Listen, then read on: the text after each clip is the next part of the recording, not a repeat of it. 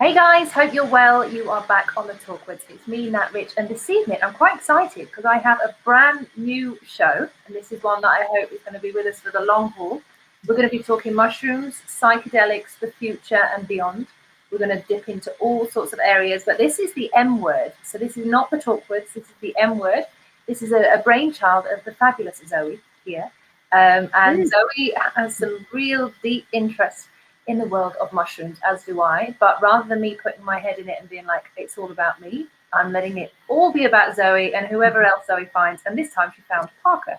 So Parker, first of all, we're going to go back to Zoey in a second just to kind of go over some details about Zoey. But Parker, can you tell us a little bit about, first and foremost, who you are and how you and Zoey met? Yeah, Zoey and I met through the lovely internet. We sit across the globe from each other today, which is kind of cool. So it's late morning for me. I think it's the early evening for Zoey. And yeah, I also make a functional mushroom focused products. I'm in the food sector though, so different sectors. But you know, Zoey and I share the same passion for mushrooms. So when we connected, we kind of hit it off, and here we are. Love it. So this is how powerful the internet is. It's like mycelium. It's growing everywhere, and you just pop up wherever you need to.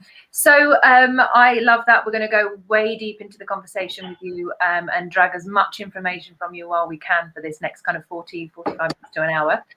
Zoey is, as I said, I met Zoey very briefly at my birthday last year in Clapham, wasn't it? Clapham Common, I think. No, Battersea.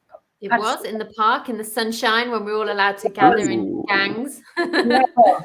Like, kind of 10 people, and I had 30 people show up to my birthday, so I felt really guilty. But that aside, we decided to do this show and to go into the world of mushrooms. And Zoey's got some amazing people to bring on board. I have the platform here on I Am Sound. We're going to have so much content moving forward, but this is the first one. So we're all kind of like, oh, where is this going to go? But deep down the rabbit hole, I guess.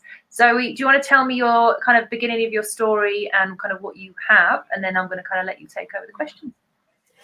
Yeah, so I am super excited to be here on the first M word, which is a great opportunity for me to deep dive into all things fungi and mushrooms. And I'm kind of spreading the little mycelium tentacles around the world and connecting with people who are doing awesome things with mushrooms, from entrepreneurs to brands to psychonauts to all the wonderful things that are going on. So yeah, I'm a founder of a mushroom brand. So I'm founded Function, which is an alcohol-free adaptogenic beer. So we brew alcohol-free beer with mushrooms. So I'm attracted to and finding other fellow entrepreneurs that are doing similar things, and really interested in hearing people's stories, why they love mushrooms, and what's kind of brought them to where they are today. So hopefully this is what we're going to be talking about every month. I love it. How natural you are. This is the first time that we've actually done this, and she's just rocking it. I'm a video call pro. You can't really be crap with video calls this year. Otherwise, you haven't been on Zoom enough. It's pretty sad. Yes. But I'm just going to sit back and enjoy this one. I'm going to let you take over and ask all the questions you want. Go for it, girl. Amazing. So thank you so much for getting up early. Is it kind of early for you there, Parker? It's about it's close to lunch. It's 11, so it's still morning. But no, I was up early this morning swimming actually. So it's not too bad for me. Was that some kind of like wild swimming, or were you swimming pool swimming? Yeah, I was out in the lake. It's something. So I'm training for an Ironman, and I could be swimming in the pool, but I have to torture myself and get in the cold water frequently. You're training for an Ironman. You just casually drop that in there. Yeah, it's no biggie. Just training for an Ironman. What exactly is involved in an Ironman? I know it's some savage, real exercise going on in there. Yeah, it's we'll see. I'm probably in over my head. I'm just hoping I can make it. But yeah, it consists. It's a triathlon event. It's sort of like the big branded triathlon event. So it's a swim, bike, run. You would swim for those who understand miles. I wish I knew kilometers off the top of my head, but it's 2.4 miles, 2.4 miles swim, 112 mile bike, and then a marathon. So 26.2 mile run. So we'll see. I'm in week 5 out of week 20 of training. And it's been pretty good so far. Got into a little trouble on a long swim last week, but we're good. We're alive, and it sort of keeps me sane. You know, like I'm sure as you could attest, Zoey, there's a lot of stress and, an inherent 24/7 being on the job building a company. So for me, I feel like the Ironman was a way to escape where I'd have to get away and focus on something else for a bit of time out of each day. Definitely. And nothing's going to take your mind off, the perils of being an entrepreneur to the perils of having to work out how you're going to run 26 miles. So kudos to you. I think that's awesome. So, I mean, you're obviously a healthy guy. You're obviously, interested and active in health and wellness. Is that what drove you to start Forij, or what was kind of when did you wake up and go, I'm going to start an adaptogenic granola brand? Because it's not the thought that everyone has every day, right? It's apparently not. I'm surprised that there aren't more of us out here. But yeah, it's a fair question, and the more I think about it and reflect, it was sort of like a serendipitous event, I will call it, across sort of two simultaneous paths that I found myself on. So I'm originally from the East Coast of the United States, and moved out west here to Seattle about 3 years ago. Didn't know anybody. It was starting a new job. Didn't know anything about Seattle. So it was a really good opportunity to, I don't know, sort of get like a fresh perspective on life and really figure out like, what do I like doing? Like, I don't have friends, so I have to go do something with my time. And somehow I found myself, really wanting to focus on what I was eating. So I spent 18 months trying essentially a new diet every single 30 days. So I'd spend 30 days, eating like a keto diet, or 30 days eating gluten-free. And I was really just trying to think thoughtfully and be reflective about, okay, what diet or sort of nutritional plan that I'm following will cause, me to have the best mood, best energy, and sort of best sleep. So I was sort of ranking them amongst those three components. So while that's going on, I get to Seattle and I'm trying to figure out what Seattle's all about, and it happens to be a really good place to mushroom forage. So I found myself, getting into mushroom foraging, and I started experimenting with some of the functional mushrooms that both you and I know today, and sort of started to fall in love with them, and was loving how I was feeling when I was supplementing with them. I love going out and actually foraging for mushrooms, so I do that pretty frequently in the spring and the fall. And so, towards the end of this 18-month process of dieting, I was sort of supplementing with functional mushrooms and kind of dove in headfirst into the mushroom world, and was just amazed at all of the awesome, cool things that they can do outside of nutrition, right? And I'm sure we could talk about that in a moment. And then from this dieting, had sort of become addicted to this like challenge. Like that's how I see myself now, is I'm addicted to something that is like miserable, and then you can reflect on it and be like, that was cool, and I'm happy I went through that pain. So after the 18 months, I kind of wanted something a bit more challenging. So I signed up for my first like triathlon event. It was a half Ironman, and went through the perils of training for that, and I really hit rock bottom at one point, transparently. And as I was doing that, was really trying to get dialed in on my nutrition as well. So I started, blending these functional mushroom powders into like a really like my oatmeal, right? And that was really the beginning of Forij. Was I was creating this product for myself to help support more of like my fitness needs. And still to this day, if I'll sort of start eating poorly, like I always notice it, especially while I'm training. And so for me, it's all about like whole food dieting and functional mushrooms to really like kind of support that active lifestyle. It's so interesting, isn't it? How ideas come to you when there's some kind of like necessity driving behind it. And, I guess moving to a new state, starting to forage for mushrooms, looking at your health and wellness, it's kind of made you look at it in a different way. Now, there's quite a few mushroom products that are coming on the market. There's still not loads of us, right? There's like, there's some coffee supplements, there's your general supplements and some shots and stuff. But no one, I haven't seen, certainly nowhere in Europe, and as far as I know, not in the US, anyone doing a granola. What was it about granola as the medium to kind of get this functional element into your diet? What kind of stood out for you? It had been a really great vehicle. Yeah. So as I mentioned, right, it was initially an oatmeal, and then I transitioned to a granola because I started eating granola. It was just more convenient, essentially, to eat. And for me, it's like, okay, I'm going to be working out a lot today. I needed something that was like really health focused and really like nutritionally dense. And so I, started consuming granola, and I would add the mushroom powder into it. It was originally mud water, which is one of the like coffee alternative products on the market. because I wanted to drink coffee, and I really didn't like the taste of mud water. Like I put up with it for about a month, and kind of looked in the mirror one day and was like, I don't really like this. Like I'm doing this because I like the effects. This is not fun. Yeah. And so I really wanted something that would seamlessly enter sort of my daily habits or my daily ritual without even noticing it would be there. So that's why I started adding it into a granola product. And at first it was okay. You could still kind of taste the mushrooms, but we've transitioned and early on in product development and recipe development, and primarily for myself, because I was like, this still isn't great.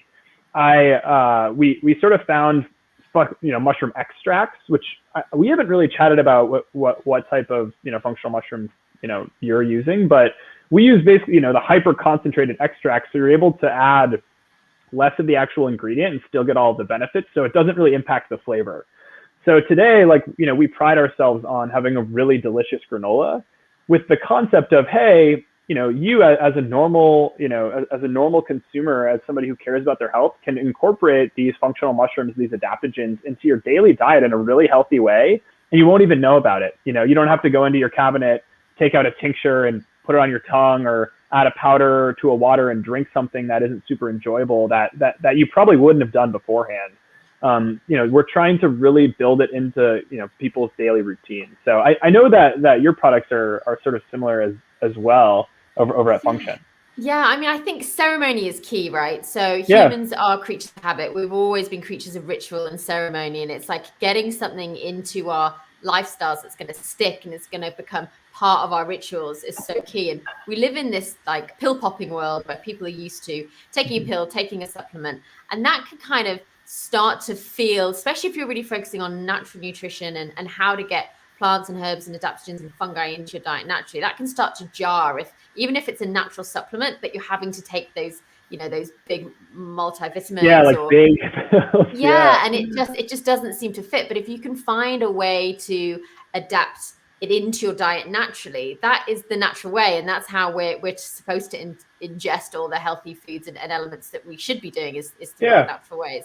So for me, it was all about connecting with the ceremony, having a beer, having your morning coffee, having your granola, having your, it's all something that taps into that psyche. And then you're much more likely to stay doing that routine. And you've got to buy a really great, tasty, organic granola, right? And you're going to buy your mushroom supplements. So why not leave it to you to combine it and put it all into one space? Yeah. Sorry, go ahead. No, you go. I was just going to ask, I know some of your background is in some brewing and stuff, but maybe just for listeners, and would love to hear how this product came about. I know I've heard a little bit of the story, but I definitely am curious. Yeah. So my next question, go for it. Yeah, brilliant. We're all in sync. I mean, for me, it was the same. So it came out of a desire for a product that I wanted to have, right? So I was working in the no and low alcohol space. I was working within a venue and then working as a mindful drinking consultant, and was really loving the great non-alcoholic products that were coming up that really gave us like a cool option to have when we weren't drinking, instead of feeling like you're all sad with your glass of orange juice or Coke or whatever, and really feeling like you were missing out. And so all these great products were coming to market, and I became a non-alcoholic beer drinker. Like I was never a huge beer drinker. Huge big pints would get you bloated, get you like real pissed, and it just didn't serve me. But I actually really liked the taste of beer. So that was on one side. And the other side, I've been working with mushrooms for 5, 6, nearly 7 years now, supplementing them, have them in my coffee every morning, and had been researching around them and working out how I could kind of get that into my routine even more. And for me, again, it was like having that ceremony. And this crazy little thing called COVID happened. Don't know if you've heard of it, but it's a thing. That happened last year, and I was at home. I was a consultant within hospitality, so that wasn't happening. And just kind of all these ideas came together. Finally, I wanted to create a product to get more mushrooms out into the mainstream, because mushrooms are everything, right? They're the past, the present, and the future. They're in us, on us, all around us. We wouldn't be here without mushrooms. The symbiotic relationship that we have with fungi probably dragged us out of the primordial soup in the beginning of time. And, they've always been in our background. And now more than ever, we're looking at research around mushrooms. We're looking at the science and data behind the compounds in mushrooms, from bioremediation to habitat restoration to mental health care to vegan leather. I mean, there's pretty much nothing that fungi can't do. So it really seemed like the perfect time to get mushrooms out into the world for me. And yeah, I wanted it in a vessel that was familiar, that people could relate to, and you know, as a flavor profile that worked. And like you, we use the mushroom extracts. We're actually moving over though to use a full fruiting body, the full fruiting body mushroom rather than an extract, because we'll kind of like steep it in the beer for a bit longer. Oh, cool. Yeah. But yeah, it was really fascinating learning more about, so you like the mushrooms, great. And that then you need to learn about how they're extracted, you know, what extraction processes are more beneficial than other, what compounds you particularly want to get out of the mushrooms. Yeah. Did you get geeky and kind of really, how did you find your mushroom supplier, and was it through people that you knew? Tell me a bit about that. Yeah. That's definitely a challenge, right? Being that it's such a newer field. There, like the supply chain aspect, there isn't really a built out supply chain. It's not easy to find folks. So similar to how we met, like I've met some folks, and we're developing some relationships actually through people I've kind of found on LinkedIn who've posted content.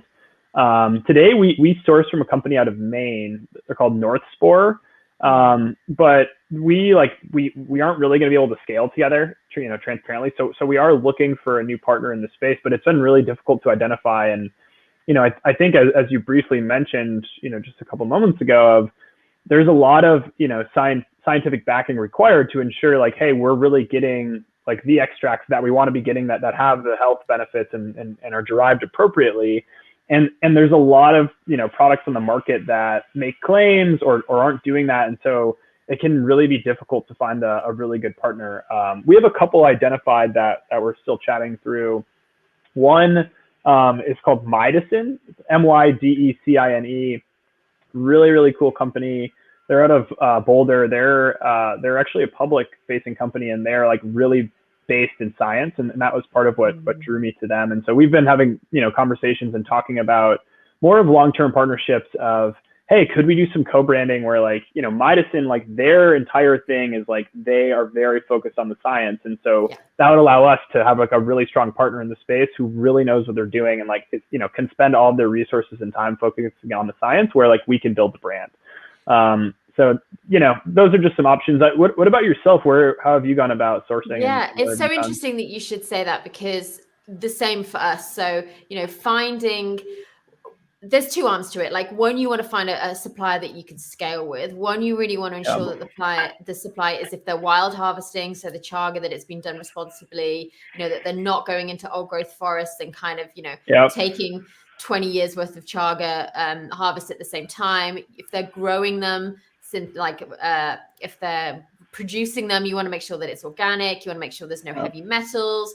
You know, a lot of the mushrooms come from Asia as the oldest cultivators, because those guys know their mushrooms inside out and have been using them within Chinese medicine for years. But, you know, it's an industrial farming process. So you have to make sure that there's anti-slavery things in process. You have to make sure that there's no heavy metals, and, you know, they're not spraying the mushrooms or treating the mycelium with anything to kind of increase the yield, which is all something you have to be super aware with. So we're going to be working with an amazing company called Kappa Health, who we'll be speaking to on the show a little bit later on in the year. And yeah, similar to you, you know, they own one of Europe's largest organic certified forests, and they are wild harvesting chaga that's already existing in the forest, and then inoculating the birch trees as they go along in a managed way. Then they're also growing the other mushrooms there as well. But they have a huge laboratory in the middle of the woodland and in Finland, northern Finland, which is like, looks just amazing, where they're working on research, isolating the compounds, how they're isolating them, and then creating that data to back up their products as well. And we're going to do the same thing, like have a co-brand. And I really want to partner with somebody that really cares about mushrooms, really cares about how they're cultivated. Yeah. Wow. You two have gone like so deep down the rabbit hole of that. I love that, because there was a few things I wanted to unpack just from an observer perspective. Great. So you two are fully in on the mushroom field, and obviously for anybody that's watching that hasn't really got the perspective that you guys have got from the inside, a lot of people might have heard recently that, especially if you're in the investment world or you're looking into investing into companies, there is so much buzz around investors coming into this space and looking for young brands and looking for the next big thing in terms of getting out there, what it could be, because there's so much hype around what what mushrooms can do in terms of all the areas that you just went into. So for anybody that be watching this, and when we send it out to all of our friends and people out there, I'll start with you actually, Parker, if that's all right. Can you kind of, from your entrepreneurial side, what, as an investor who could be watching this or who might be looking at this thinking, yeah, I actually really like this and I like this brand, what is it you need in terms of getting this message out there? Because there's a number of your smaller brands with a global message. But from your perspective as a brand, what would it be you that you need from an investor, or that could help you go from here to here? What would that be? Yeah.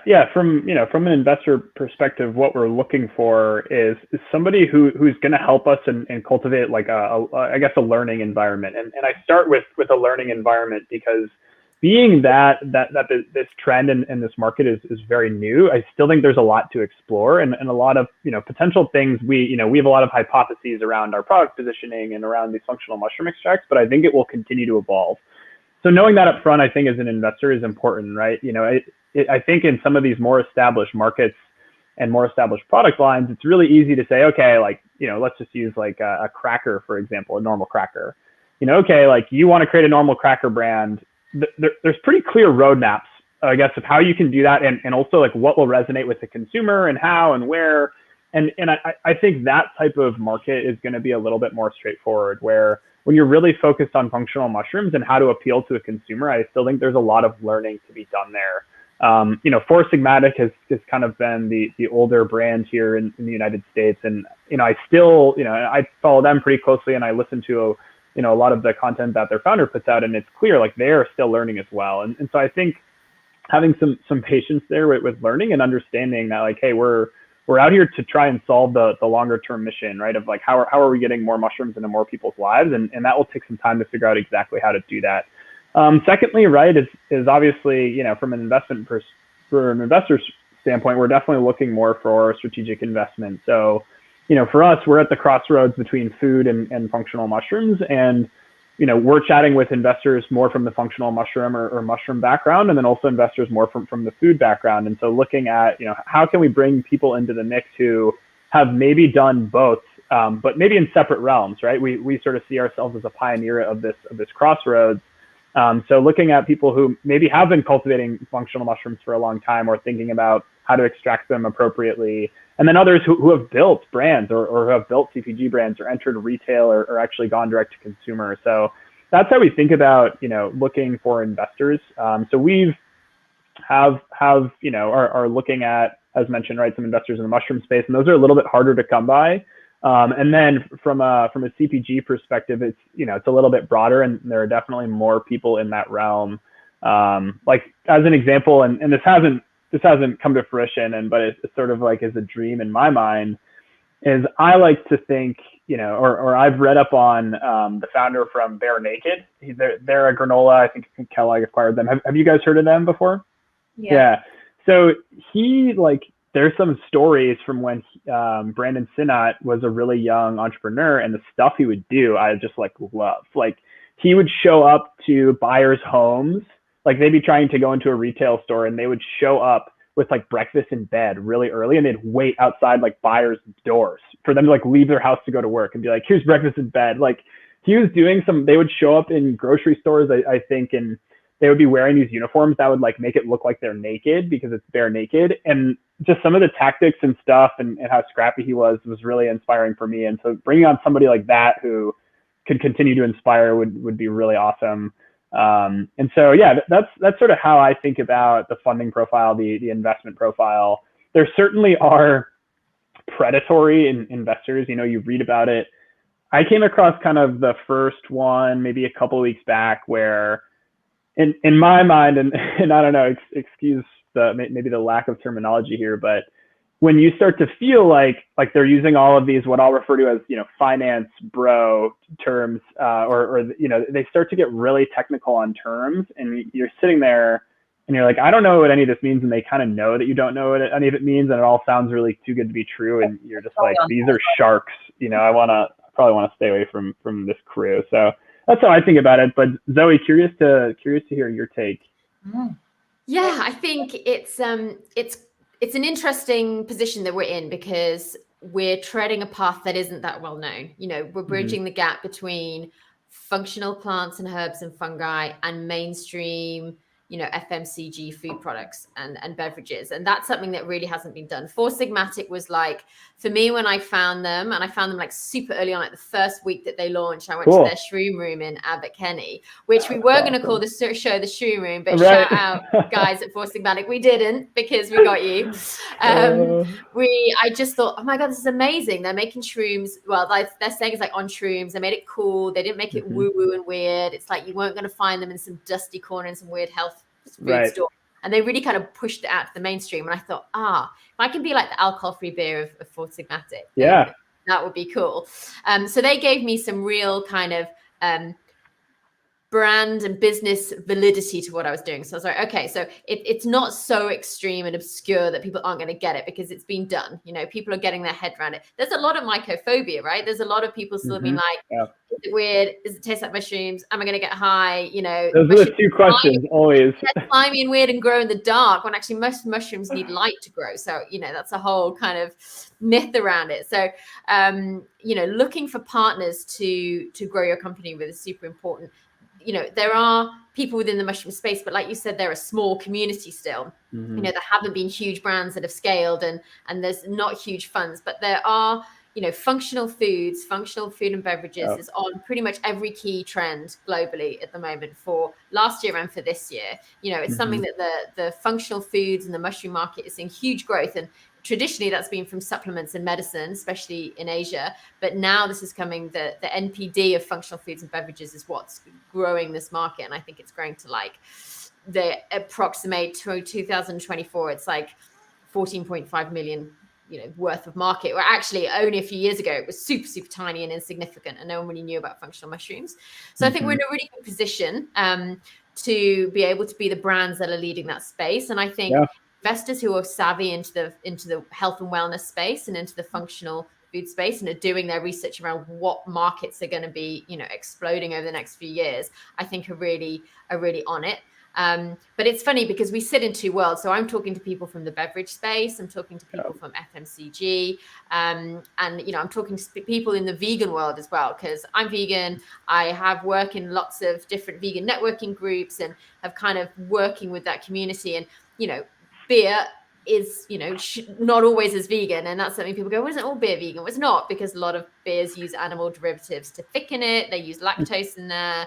They use isinglass, which is like essentially fish guts to filter it. So it's not necessarily a vegan product, but I'm using that kind of network as well to find investors that are focusing on a plant forward future and looking to invest in more brands. But for me, what I need to find from investors is someone that, they've got to be willing to take a bit of a risk, because it is an unknown product. We have an unknown data set of stuff around what we're doing, but equally someone who's super excited about what we're doing and the potential. I'm sitting in between the pillars of alcohol-free beer, craft beer, functional foods, and then you've got health and wellness that kind of sits above us all. 4 huge growth markets, and as yet there isn't a lifestyle brand that sits in there, that covers all of them, that is a lifestyle beverage brand that is using functional mushrooms. So I'm hoping to get on board some people that are behind that dream, and so far the conversations have been super positive, which is great. Yeah, and Zoe, the other day, I think I sent it to you, I sent them your brand. I had a friend text me who was like, man, you guys should do like a non-alcoholic mushroom beer. I was like, oh, like my friend overseas is doing that. Yeah, it's there'll definitely be, I'm looking forward to the time when there's lots of brands in the market. Everyone's always like, oh, but it's a negative thing. It's not, it's a positive thing. I want there to be 20 different mushroom beers, 20 different mushroom granolas, and lots of different functional foods, because we want to get them into the mainstream. This kind of leads me on to a question that I wanted to talk to you about. It's happening at the moment in the psychedelic space, which could be another rabbit hole we could go down, but certainly in the functional food space, is how do brands responsibly and, ethically scale using medicinal mushrooms? Because, either the chagas and the wild forage mushrooms, like, you don't want to be taking too much from nature for commercial gain. You wouldn't suddenly want a Coca-Cola sized brand to be putting functional mushrooms in it, because where are they going to get it all from? Do you have any concerns about being able to scale, and how you're going to make sure that you scale in a responsible way? Yeah, it's and even broader, right? Like for us, when we think about scaling from a responsible way, like sourcing of mushrooms, right? Because the supply chain isn't there, like, you could see something where, a bunch of players flood the space, and then next thing you know, like they're like endangered wild species, right? Or organisms. So totally on that front. And similarly, like from an environmentally respective, way as well. So like something today that we have is recyclable packaging, but it's really not perfect. And we try and be transparent about this, where you have to bring it into the store as a drop off. And so even just like last week, I like to just try and call customers. And so I was calling a bunch of people and asking them, I was like, do you recycle our packages? And they were like, no. And so it makes us think, it's like, we're trying to move in that direction, but like maybe is in theory, like it would be awesome, right? But maybe is there a different way where like we could have, a better impact, but it isn't a recyclable package, right? Like maybe it's an upkeep program or like a hybrid. And so there's so many issues from a supply chain and a scaling standpoint, and the sourcing of functional mushrooms. I totally agree. And for us, right, like this isn't, something I know how bad it can get, and I don't really understand like macro supply and demand scales, I guess, in the market. And especially in Asia, like I feel like there's a lot of unknown data there. But for us, it comes back to, the earlier point of like partnering with somebody who you can trust and who really knows and is really focused on scaling from a sustainable perspective. And being able to bring in a long-term partner like that, again, it like continues to, feel more appealing, especially, when you're trying to fight so many fires, where you have a partner who's going to be focused on that. So that's sort of, I guess how we're approaching the general issue. But, early on and today, like what we're trying to do is assuring that the ingredients that we're currently sourcing are sourced in a sustainable fashion. And to the best of our ability and the best of our knowledge, we believe they are. But it's something that as we scale, like, we're not sure we're prepared to be facing some of those conversations on our own, right? So looking for maybe a long-term partner or like an advisor in the space or an investor in the space who could help us think through and really like ensure we're doing it in a responsible manner. Go ahead. So I was going to say, there's so many of you guys looking, as you all expand, you're going to all need the same kind of support, the same kind of thing moving forward. Because I think you'll all have very similar questions. And whether you're coming from Zoe's angle, from your angle, or from a supply chain in terms of sustainability products in any way, there is that huge part of building a business. And I know from being an entrepreneur and having, several businesses and doing all sorts of different stuff, when I started collaborating with other brands similar in the space previously, that's when things started to lift off. And that's kind of, putting yourselves all under one space and saying, hey, we're all doing this individually, but to grow this and move it forward, we're going to need help from this. Because from an investor's point of view, from if I was going to invest, I would be looking at the collaboration between a number of brands, knowing that I could take off, 3 or 4 brands and secure the supply chain for them, that I'm going to have a bigger return on my investment. So it would be something that I would think I study a lot with finance and business and stuff, so forgive me for kind of bringing it in, but I'm just thinking, I'm enjoying your conversations. I'm thinking, I want this to get out there. Like, how do we go big, straight away? And I think it's having that group of brands together, solving those issues, and then sitting alongside someone like Four Sigmatic or whatever. So you've got that collaboration, but you've also got this strong powerhouse. For as an investor, you'd be like, yes, these guys have got their shit together. They'd love it. Totally. And I think that's what is exciting me about doing things like this, and why I'm reaching out to all these different challenger brands, startup brands that are working with mushrooms, because I think, we are the leaders of this space. One day the kids will talk about us as the founding fathers and mothers of the functional mushroom space. But I think the problem is when something becomes popular is it becomes a bit of a commodity, and then you get people entering the market whose products aren't as good quality. So I really think that we need to be responsible brand owners and stewards of, getting functional mushrooms into the space. And like you're doing, and like I'm thinking about doing, the co-branding almost, or having a little seal from who you get your mushrooms from on your packaging. So people know that actually the mushrooms ingredients, one, are active, because there'll be a lot of people, like the acai and turmeric bubble, people are like, oh, it's turmeric flavored, whatever. It's like, there's so little turmeric in it, it's not doing you any good, or there's so little ginger in it, it's really not giving you any benefit, but they just put it on because they want to market the product as healthy and sell it that way. But I think when it comes to a functional product, much like CBD has been regulated, and putting THC into things has been regulated, I think we need to make sure that as brand owners, there's traceability of where we get our products from. So somebody knows, okay, it's an organic product, this is where the ingredients come from, but actually the thing that I'm buying your granola for over someone else's is the functional element, right? And they're buying my beer because they want the functional element. So we as custodians of that have a duty to our customers to show them that actually the active ingredient in it is active, it's traceable, it's free from heavy metals, it's anti-slavery and all these things, it's B Corp, or it has that B Corp framework within its business model.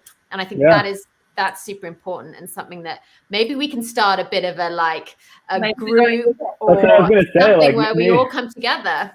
Maybe we just start like a third-party certification that we all sign off on. It'd be really cool. And I love it. You're right. It's all about transparency at the end of the day. Yeah, collaboration, transparency, and moving forward as well. Like I look at the economy and I look where things are going, and I for me, I've future-proofed my business with I Am Sound. I've kind of come off social media because they're the platforms that, although they are very much in our lives right now, they're very unstable moving forward. And there's lots of legalities that are coming forward that could take your business offline at any moment. So I future-proof my business in that way. But from a mushroom perspective, it would be a supply chain. What if there was an issue with the supply chain? How would you guys get around that? And if there's loads of you working together as a group, like the mushrooms come together, underground, and they all pop out beautifully at the same time. It would be so, I get goosebumps actually while I'm thinking about it. It'd be so cool to see loads of brands. And for us from My Own Sound, I'd love to give you guys advertising space on the platform and on the TV thing. I just think it would be so cool to get all of those mushroom brands popping, because this is the future in so many ways, for sustainability, for health, for a number of things. And people literally, like you said, still think of two things, like, food mushrooms as in what I get out of the fridge, or the psychedelic version. There's not really much on that. But when you go into the world of mushrooms, you're like, oh, I can't believe how big it is and where it goes. What's the strangest thing that you've seen on your journey, Parker? What's like the most random thing with mushrooms?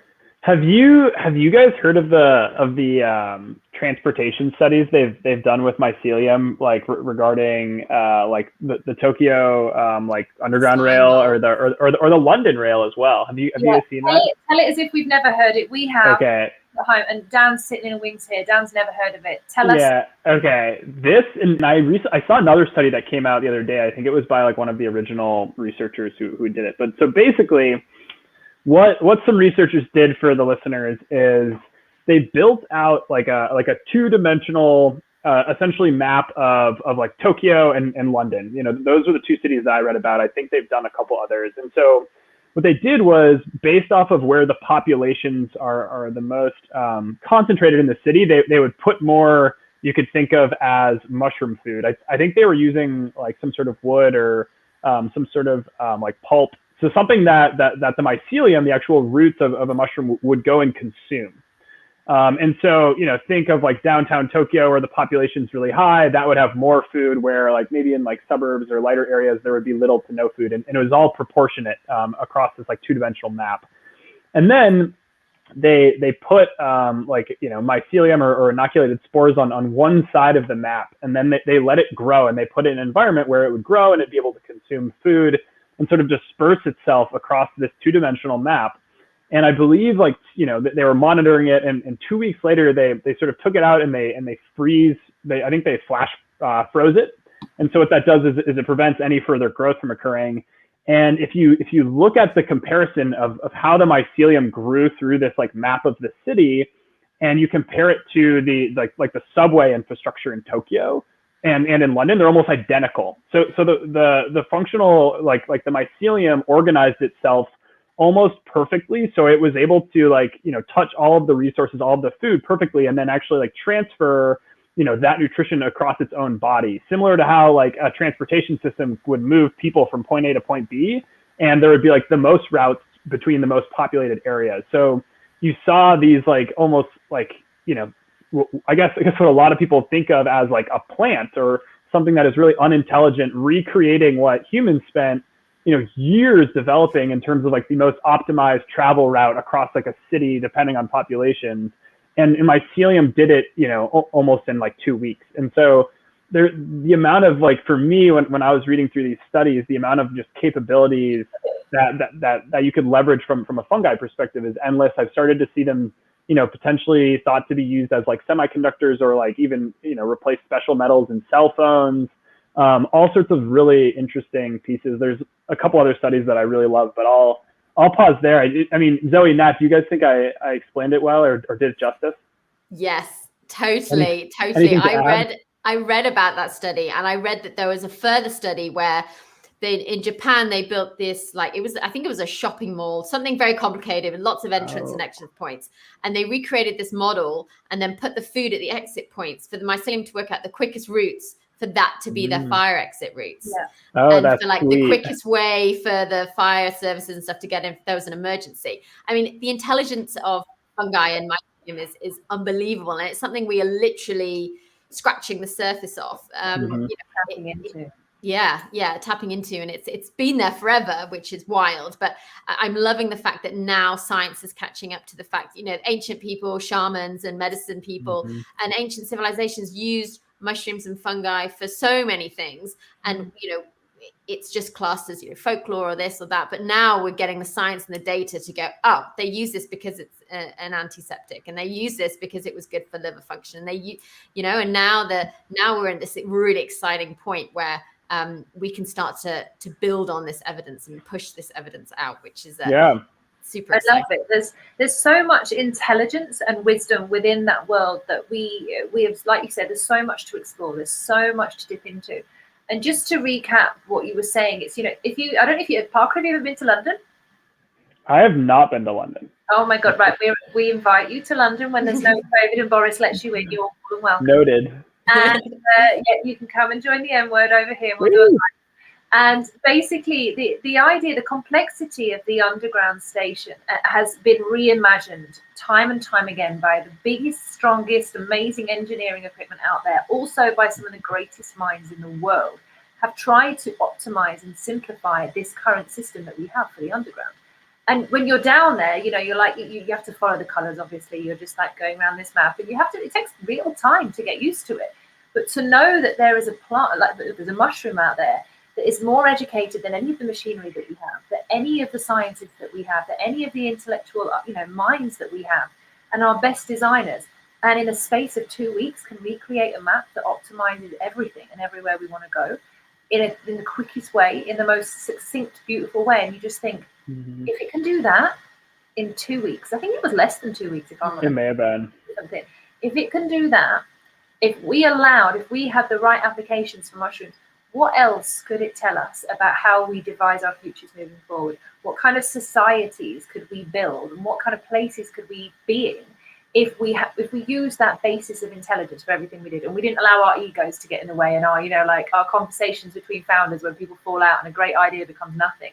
It's like if we put humans out the way and said, this is what we need, how much of that would we be able to kind of step away from? And I think it's such a large chunk. I think we could leave a lot of that to nature's design and move out the way and really concentrate on working on our emotions and working on our communications with each other, whereas our design stuff could be figured out because it's already there. I know, just throw mycelium at the problem for real. I know, it's crazy. I wanted to ask another thing as well. Zoe, I don't know if you've got any more questions as well. I'm good on time, so we're okay. But so obviously a lot of people will say to you guys, and I've worked with microdosing before and psychedelics and stuff. A lot of people will say to you about, oh, does it get you high? If I'm taking these mushrooms, does it get me high? What's it going to do to me? Can you guys kind of just say very briefly about your kind of, because you've both gone into the world of, yes, psychedelics are amazing. Some of the biggest inventions in the world that we see today have been done after people have been working with psychedelics, whether it's acid or mushrooms, and some of the biggest breakthroughs in science. But from putting the psychedelic bit to one side, can you guys name like kind of 3 things each from your products that you think are a game that somebody could get, that, you know, that they could really say, oh yeah, I want a bit of that? Because obviously talking about your products, we haven't fully gone into them, but if you can name like 3 key ingredients on what benefits they have for people, that would be awesome. Parker, I'll start with you. Sure. I'll make sure to leave time for Zoey this time, because I just didn't let her jump in last time. I guess, you know, and I appreciate your pushing this, because it's another piece where I think there's a lot of confusion in the space. And, you know, as mentioned earlier, like, it's black and white to a lot of people's perspectives, because that's how we've basically been introduced and grown up on mushrooms. I think more globally is like, you either have mushrooms you eat, or you have mushrooms that like are psychedelic. And the way that I try and describe it and define it is it's really like a maturity scale, right? So on one end, you know, maybe you have the white button mushroom, and, you know, there's really just nutritional value. And on the other end, you know, you have psychedelic mushrooms, and there's really this just like magical value. We can leave it there. I think a lot of people have their own opinions on them, which is totally fine. And then in the middle are really where I think Zoey and I play on this like functional mushroom space, right? That's the general terminology. And I guess how I like to define that is like, yeah, like you can eat a lot of these mushrooms or brew tea with them, and you can find like actual benefit of nutritional benefit, but they also have these added phytonutrients that are going to have more added benefits, right? And this is maybe where we could touch a little bit on what makes them an adaptogen, like a really powerful adaptogen at that. And this is really where I like to focus on talking about benefits, is, you know, maybe from a really high level comparison, right? Think of functional mushrooms similar, I guess, how I like to think about them as like a CBD, right? Like a lot of people are like, oh, like the CBD doesn't like get me high, but like I see these added benefits of CBD. Maybe it's like pain relief, maybe it's just overall sort of like better well-being or mood, or I sleep better. And that's how I like to sort of just like make the easy comparison to people who don't really know about functional mushrooms. For me, and I'll just explain this at a high level, functional mushrooms fall under this category of what's referred to as adaptogen. So, you know, when we talk about our product, we talk about it being adaptogen, you know, adaptogen powered or functional mushroom powered. I sort of, you know, interchange them. And what adaptogens are, and what the science has shown them to do, is that they essentially help your body react to and sort of monitor its stress levels. So, you know, in any situation where you're feeling stressed, there are these 3 phases of stress that you go through. And essentially, like, you know, the phases will either sort of pull you down low, like below your equilibrium, or like skyrocket you way up high. And so, you know, that can explain where, you know, when you're feeling stressed out, like your mood can fall, or your energy can fall, or you can feel like exhausted, or on the other end, you can feel like wired and you're sort of like crazed and, you know, really strung out. And so functional mushrooms can really help you like sort of balance out that sort of stress response and keep you in the middle. From a very like high level perspective, what this will do, and what I continue to hear, is that it's really going to keep you essentially healthy over time, right? So chronic stress and chronic inflammation is essentially like the leading cause of all of the big killers, right? So a lot of the cancers, heart disease, etc. So this is essentially helping your body like become, you know, alleviated from this long-term stress, from a high level perspective. So each of the functional mushrooms have sort of more like special properties or are better at certain things. But I like to, you know, describe the entire category more from this broad perspective of really at the end of the day, like they're keeping you healthy and keeping you more like stress-free sort of internally from the body. So like you can stay healthy and like, you know, continue to live a healthy lifestyle and sort of, you know, continue to like rid yourself of stress. So I have personally seen this show up more as like, you know, sort of an energizing effect, more of like natural energy when I'm sort of like low and exhausted. And so like mud water, for example, it, you know, claims itself to be a coffee alternative, and that it can give you sort of this like natural energy boost. And that's where you're sort of, you know, can see those effects take place from a different product. Where at the same time, you know, a mushroom like reishi, I've had very calming effects, you know, short-term calming effects, but also using it over the long term of like keeping me a little bit more level-headed. And so it really just depends like how much you're dosing with and what type of, you know, what your use is for it. But I want to leave a couple moments for Zoey, I guess, to dive in and give her perspective. Okay. No, I love that. That was, yeah, really well put. And I think this is where our education pieces need to be built around, is the whole, we live in a really fast fix society. You know, the UK is pretty bad for it. America's really bad for it. You know, most of the West, it's like pill popping society. So, you have a problem and you want it fixed straight away. So, Right. I've got a headache, I'm going to take an Adderall, I've got this, I'm going to take something else. And, you expect things to be fixed straight away, but that's not how your body works. That's not how nature works. Everything goes through a cycle. Your skin has a cycle, your liver cleansing has a cycle, and your body takes time to fix itself. And I think what people are getting their head round now is it's like, I'm not necessarily going to take a natural product and tomorrow I'm going to feel fine. But it's like after, repetitive use of this product, the months and the years, I am going to be fine. I'm going to get to an older age and I'm going to have less aches and pains and I'm going to have less stress and hopefully less chronic diseases, no chronic diseases that have been caused by my lifestyle. So I feel like getting used to working with adaptogens is really like about investing in your future health. Adaptogens are across the board. They help your body adapt to stress, that you perfectly described. And for me, it's like my analogy always says, it's like you're not bringing more bouncers to the club of your body. You're just like strengthening the bouncers that you do have and making sure that they're doing their optimum job. So it's like you're not putting something in. I love that. Yeah. You're not these little mushrooms with bouncer outfits on.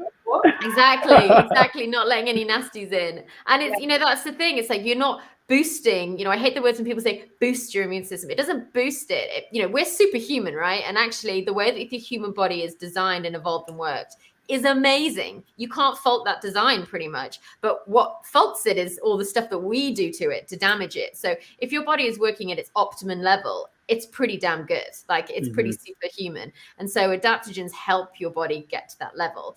And for me, what drew me into mushrooms is, I came to them because I wanted to integrate something to my diet that was going to help me on a few various levels. So concentration and focus was huge. And I was getting quite a lot of I call it stressma. So it's like eczema that I knew had been caused by the fact that I was stressed.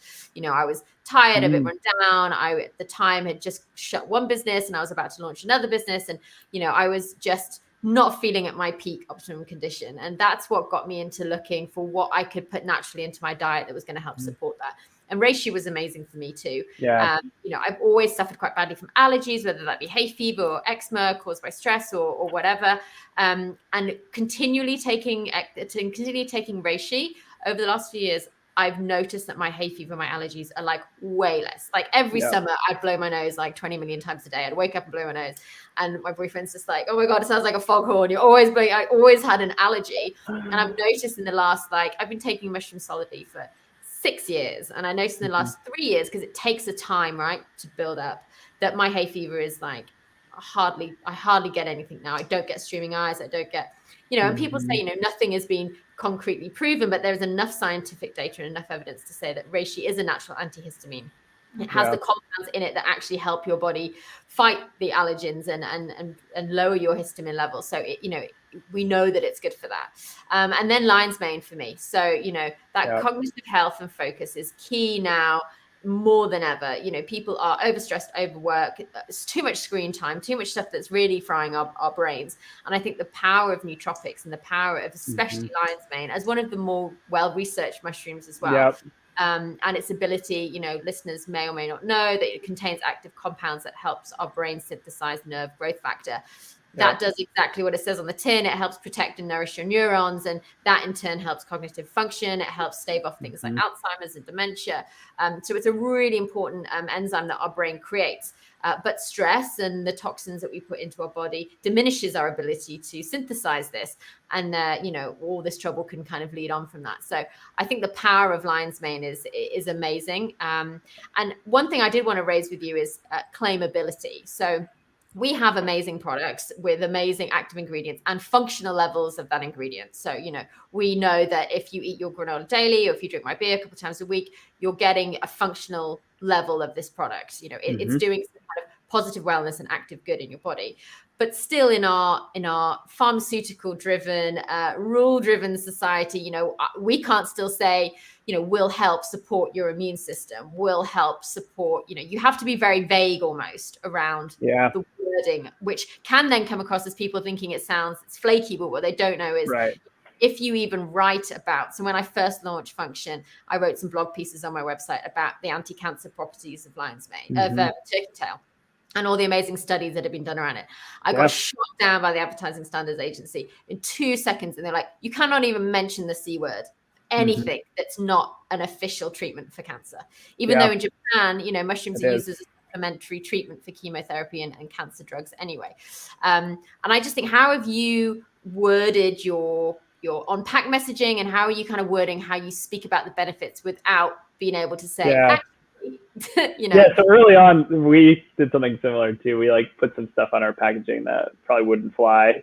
And we had a local Seattle partner, and they were doing like gift boxes, and they were fulfilling this like massive order for a big chain of hospitals out in New York.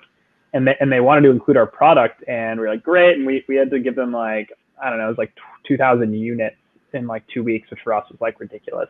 And I got a call from the buyer, and she was like, hey, like, I sent your, you know, like the product list to this person, and they were concerned that your product was like going to get them high. And like we don't think we can use it because some of like the claims you're using, which is fair, you know, in retrospect. But yeah, for us, it's, you know, it's definitely something you need to be careful about. And a lot of it is just like the FDA guidelines. And so trying to clearly articulate the value of your product without, you know, infringing on guidelines is important, right? So yeah, we try and just stay, you know, ahead of the game. For us, like packaging is really key. You know, yeah, working with an agency partner on our website has been helpful to be like, okay, these are things that are getting flagged by Google, so like we need to revisit these. So it's just trying to stay ahead of the game there. And, you know, I'm sure, you know, as we've mentioned a couple times now, it's like when you start to partner with somebody who like that's all they do all the time and they've done it for years, like it will continue to get easier, I think, for us.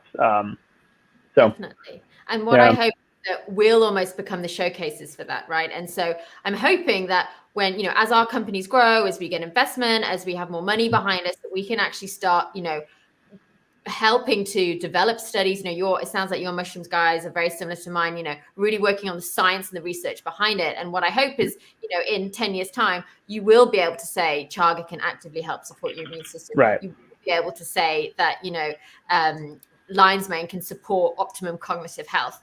And I think that it's only as brands come into the mainstream and as more research is done, then I hope that we'll be part of that. You know, when people are doing those case studies, they're like, these products have been in the public domain for a long time. This is the research that's been done around them. This is the research that the mushroom growers are now doing.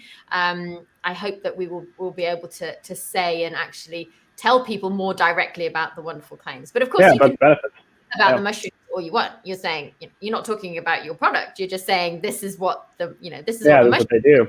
This is all the peer-reviewed scientific papers that have been studied on it. You know, we're not just making this stuff up from, you know, lifestyle blogs. It's like, this is scientific data that's out on these products. So hopefully we can help and be the driving force a little bit behind that. Are you up for it? Let's do it. Enthusiasm. Do you know what? We are almost reaching the end now, and I've got a message on here. There you go. It's not there. So we basically are just rounding off the first episode of the. This is so good. I'm learning so much, as well as got about your brand as well, Parker. It's been so good to have you. Before you go anywhere, can you please tell people where they can find you, what your website is? I know it's scrolling across the bottom, but this is the audio. They're going to want to know that. So please tell them everything and your socials. Yes, you can find us. So we're on Instagram at forij.co. And so Forij, it's spelled Forij, so forij.co. Our website is www.forij.co as well. So you can purchase from our website. We're on Amazon. We're entering Bristol Farms down in Southern California. We're available in 10 or 12 local spots around Seattle. Looking to move into some bigger retailers here soon across the United States. We'll be available sort of within the New York, LA, Seattle, Portland areas, probably in like June, July timeframe. So, trying to get to more outlets where consumers are shopping, but for now it's primarily online. So check us out. And shoot me a note. My email is Parker, Parker @forij.co as well. So if you've got any thoughts or ideas or questions, feel free to reach out, and love chatting with people who are interested in the space. And I learn from a lot of those conversations. So yeah, reach out. Amazing. Thank you, Parth. And you, Zoe, as well, please. I know everybody's going to be listening, wanting to know more about your beer. Yeah, so again, would love to talk to anyone about mushrooms or whatever you want to chat to me about. So you can find us at www.function.com. Function spelled FUNGTN. We're all about the weird spelling in the fungi world. And the same, you can email me at Zoey, Zoey, at function.com. Parker, I really, we're starting the show. Hopefully it's going to go on for years to come, and we're going to build with some amazing, interesting people. This time next year, let's do this again. And I really want to see, and Nat, I'm sure as well will too, like where you are in your journey, what's happened in the year. Let's do a year review, 12 months today. Do it. Year review. I'm noting it down right now. Put it in the diary now. It's going down. When you both leave as well, have a think about other brands in the space, because my mind's popping at the moment. I'm thinking, I know a lot of investors. I know this could work. Putting it together, getting a little like mushroom clone together and seeing what can come from this. I think it would be a really good idea. And for anybody out there who is listening to this, please do let us know. So if you wanted to reach out, you can send us a message at I Am Sound Academy. You can go to our website. You can also join our YouTube channel, which is I Am Sound TV. On there, we will be live on Roku, Amazon, and on Apple very soon. We have the whole TV channel launching. As we said before, we are not on social media. You cannot find us on TikTok, Snapchat, Instagram, Facebook, or anywhere else, or Twitter's the last one. But you can find us at our website, and you can find us on YouTube. And we'll be around for a very long time. We'll be back next month for the second part of this show.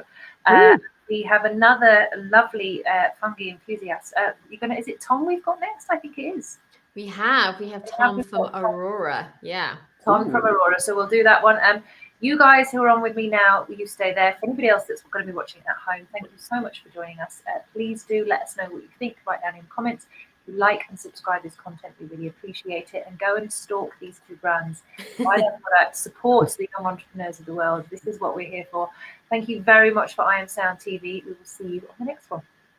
Cool. Thanks, Nat. Thanks, Zoe.